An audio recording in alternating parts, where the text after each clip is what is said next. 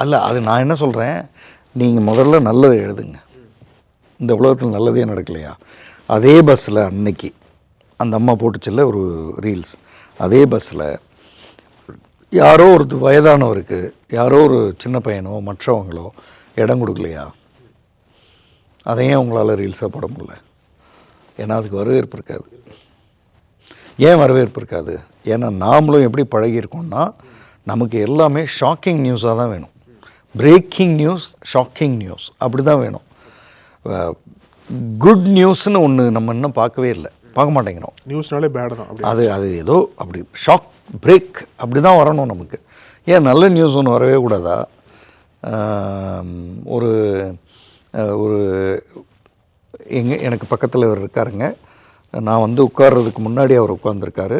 இங்கே ஒரு பர்ஸ் இருந்திருக்கு. அந்த பர்ஸை எடுத்து பார்த்தாரு. அதில் வந்து ஒரு 10,000 ரூபா இருந்தது. கூடவே யாரோ ஒருத்தங்களோட ஃபோட்டோ இருந்தது. அந்த ஃபோட்டோ வச்சு யார் என்னன்னு பேசி அவங்க இவங்கன்னு கேட்டு ஃபோனில் எல்லாம் பேசி கண்டுபிடிச்சி இப்போ அந்த 10,000 ரூபா இங்கே இருக்குது, பத்திரமா இருக்குது, கவலைப்படாதீங்கன்னு நாங்கள் இப்போ சொல்லிட்டோம். நாங்கள் அடுத்த ஸ்டாப்பில் அவங்க ஏறி வரப்போகிறாங்க, அவங்கள்ட்ட கொடுக்க போகிறோம். இப்படி எங்கே ரீல்ஸ் வருது? ஆனால் இது நடக்குது.